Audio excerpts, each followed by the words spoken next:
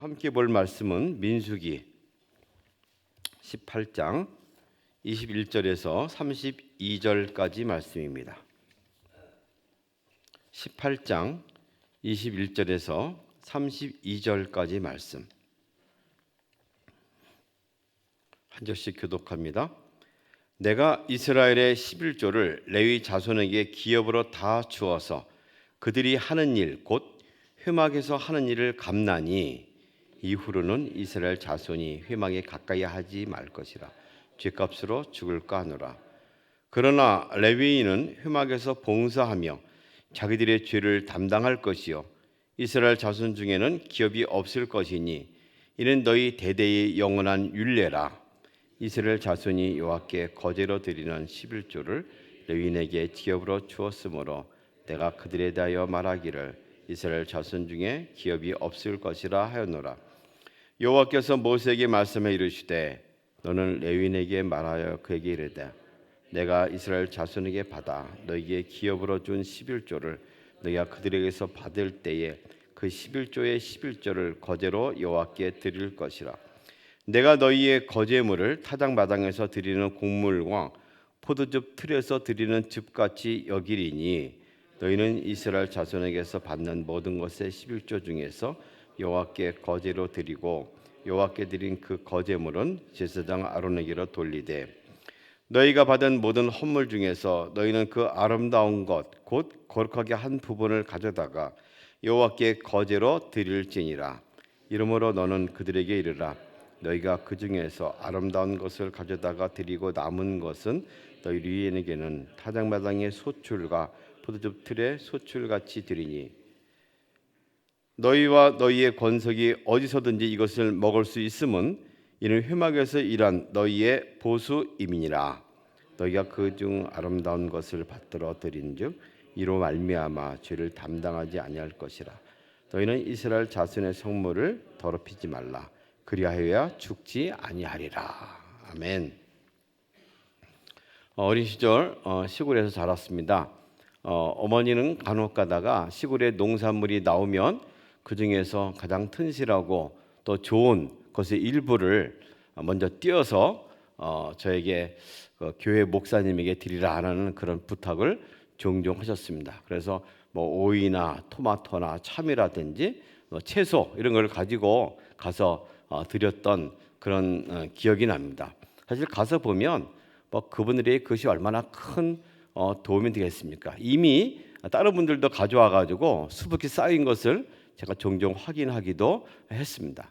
그러나 우리 한국 교회는 목회자들을 존중히 여기고 또 존귀 여기는 존경하는 그런 아름다운 전통이 있는 것을 어려서 몸소 보기도 했고 배우기도 했습니다. 우리 교회의 아름다운 전통이기도 합니다.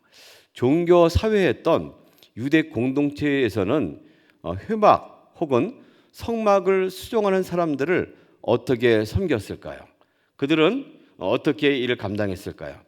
어제에 이어서 오늘 말씀은 어제는 특별히 제사장들 앞서서 섬기는 그들에 대해서 하나님이 어떻게 공개하신다, 어떻게 그들을 먹이신다 하는 것을 말씀하셨는데 오늘은 그 레위 자손들에 대해서 말씀하고 있습니다. 레위 지파들, 그 한 지파가 부름받아서 오로지 그 성막, 회막을 담당하는 그 일을 했다는 것이죠. 그리고 그들이 앞으로 가나안 땅에 들어가서 그들에게는 돌아갈 분기, 즉 땅이 없을 것인데 그럼 어떻게 먹고 살 것인가 하는 문제에 대해서 하나님께서는 그들에게는 11조 중 그 가져온 것의 일부를 그들에게 드릴 줄 것이다라고 말을 합니다.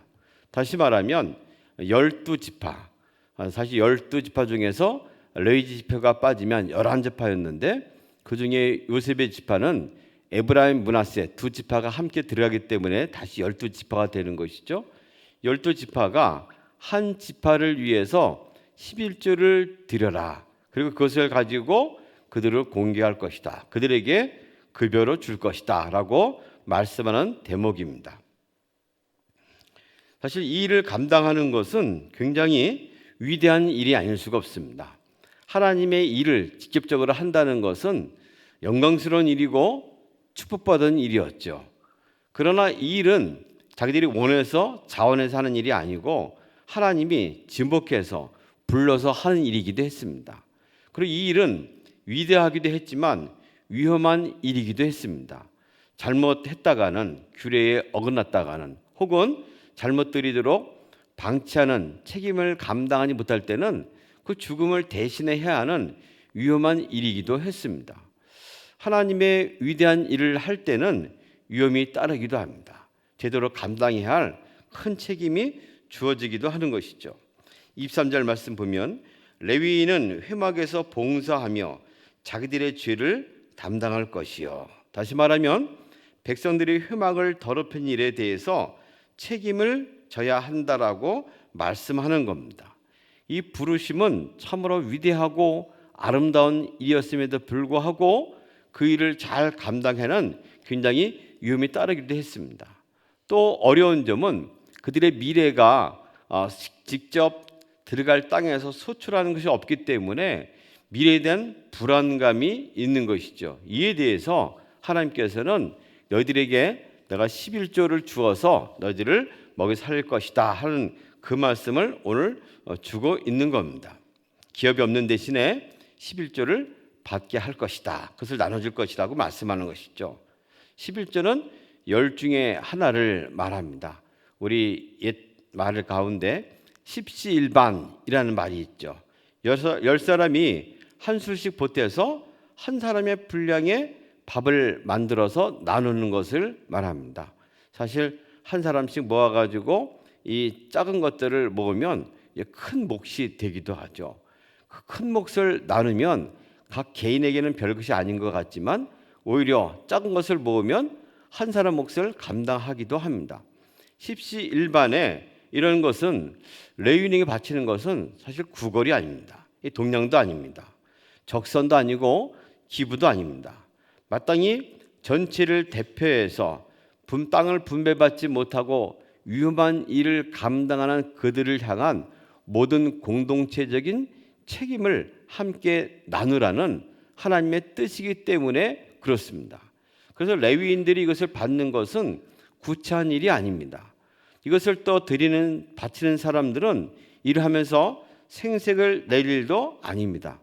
마땅히 누군가 해야 되는데 12지파 중에서 한 지파가 이 일에 부름받아서 한다는 것은 모든 나머지 지파가 그들을 위해서 생계를 책임지고 함께 해야 한다는 공동체적인 책임을 말하기도 하는 겁니다.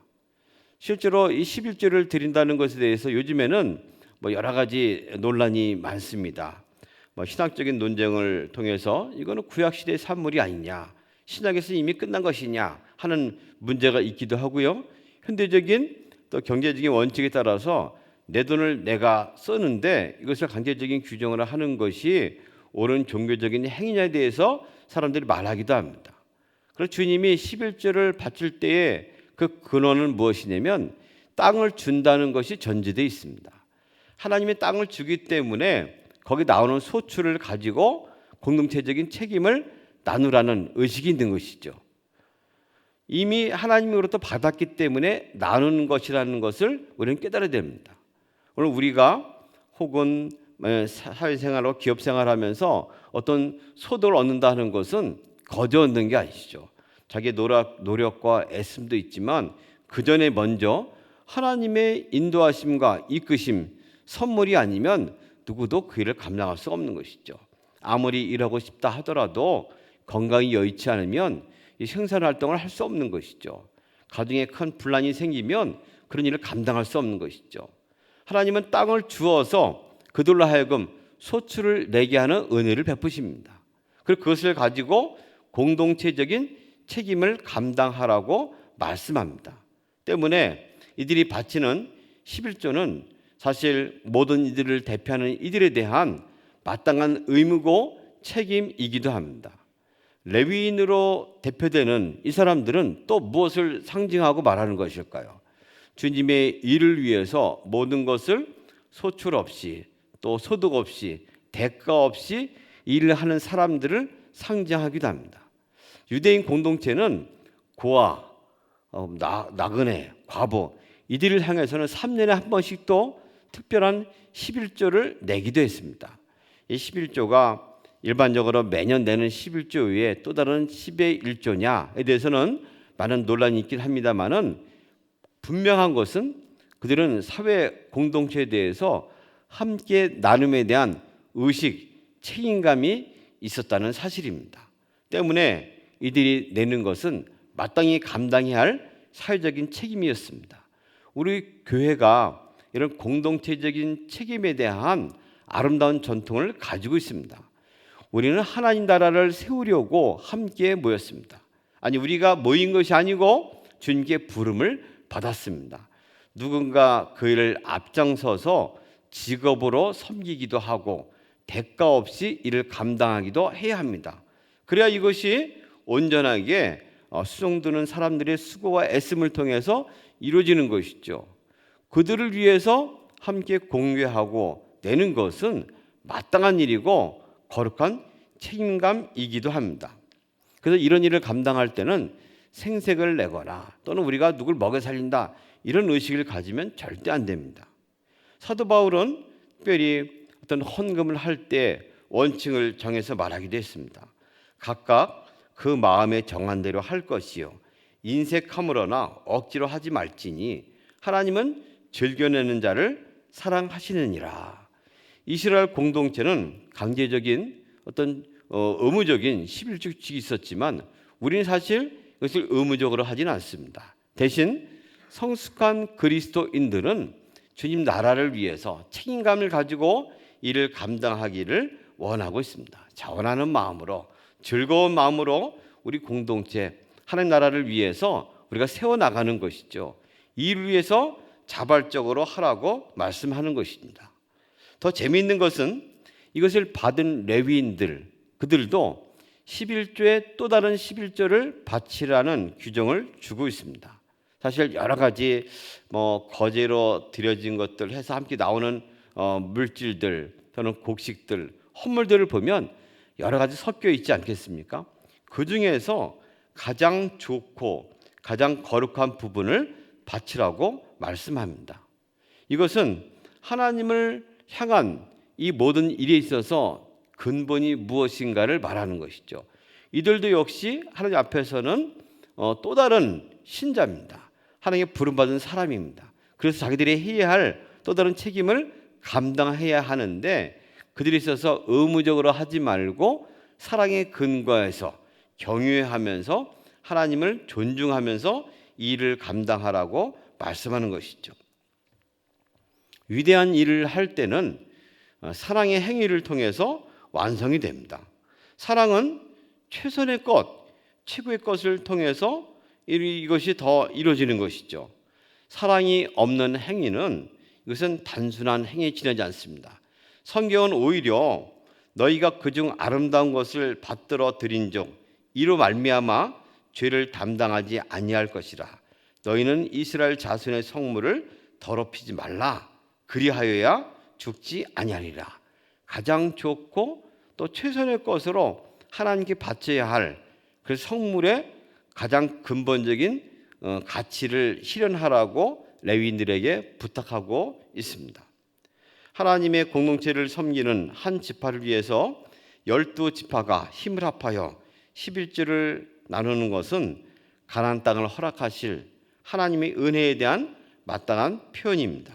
오늘 우리가 교회 공동체를 세우기 위하여 하나님 나라 운동에 참여하면서 우리가 함께 더불어 기쁜 마음으로 즐거이 이를 감당을 해야 할 것입니다.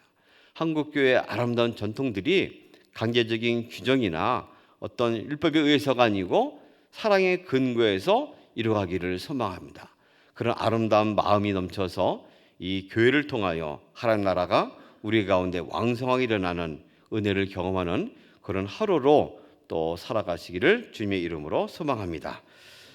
하나님 아버지 고맙습니다. 주님께서 우리를 하나님의 지체로 불러주시고 공동체를 엮어주셔서 하나님 나라의 삶을 살아가게 하신 것을 진실로 감사합니다. 주님 아버지 되신 주님과 함께 오늘도 그 은혜를 누리며 살기를 원합니다. 이 일에 기쁨으로 동참하기를 원합니다. 아버지여 은혜를 더하셔서 우리 가운데 전적으로 일을 행하는 이들이 기쁨으로 일을 감당할 수 있도록 공동체 책임을 잘 감당하는 저희들 되게 하시고 아름다운 교회 전통을 이뤄가게 하여 주시옵소서. 주님을 사랑함으로 주님을 기뻐함으로 또 자원하는 마음으로 일을 행할 수 있는 복된 이들 되도록 인도하시고 아무런 대가도 또 어떤 보상도 없이 주님 앞에 희생하고 헌신한 이들을 특별히 기억하셔서 은혜와 복을 더하여 주시옵소서. 예수님의 이름으로 기도합니다. 아멘.